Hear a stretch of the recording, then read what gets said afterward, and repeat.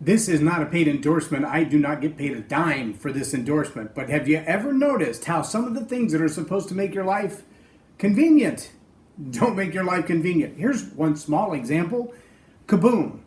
Great for cleaning the bathtub and cleaning the shower, but do not leave that can on the edge of the bathtub, because the rust ring that steel can leaves on the edge of your bathtub, Kaboom can't clean off. Go figure. It's created a bigger problem than it can solve.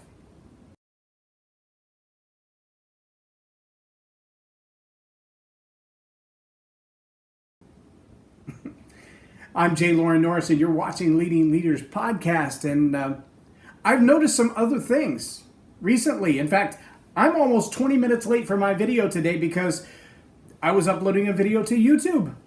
And it said 12 seconds remaining for 18 minutes.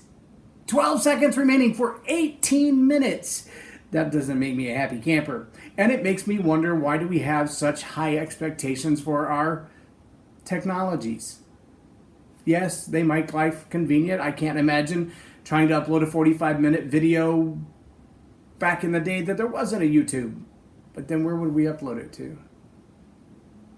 Anyway, how many other things do we have high expectations of? Things that we invest a lot of time and money in, things that we expect to make our life better until they don't work.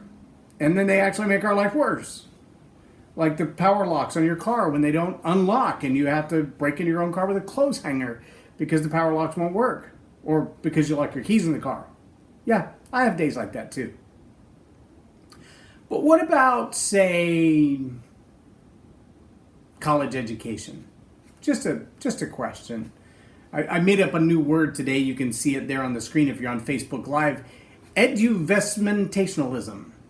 It's the idea that maybe if we took the same amount of money that we spend on a college education, that $100,000 to $120,000 worth of bachelor's degree, and met kids right after high school and said, let's talk about your dreams, let's talk about your gifts, let's talk about your talents, let's talk about your passions. Let's put those all together in one big package, and then we'll take the same money that we're going to spend on a college education and we'll make it seed money in your business. You know, the average small business fails within 3 to 5 years, primarily for funding. Not mismanagement, not stupidity, not ignorance or theft or embezzlement, not because they simply can't run a business, but because the hump that is the startup, the new marketing, the new product development, the new product creation, the actual making of the whatever it is that you're going to sell, those things cost money. And a lot of people, whether they have a master's degree or no degree, they have to have seed money to get their business off the ground, to get past that hump. And sometimes that first 3 to 5 years in business as an entrepreneur kind of feels like those 12 seconds waiting on your video to load. It takes a lot longer than what it says on the screen. But don't you wish we had a progress bar for our business? That we could look at our entrepreneurial life and say, I've made it 85% of the way or 90% of the way, and I'm just waiting on that last 5%. Because sometimes, as a small business owner, it feels like I'm making no progress at all. I've been sitting at 35% or 55% or 75% for days, weeks, months, years. I'm making no progress. What does it take to move forward? Some would say, get an education, get a college education. That'll move you forward.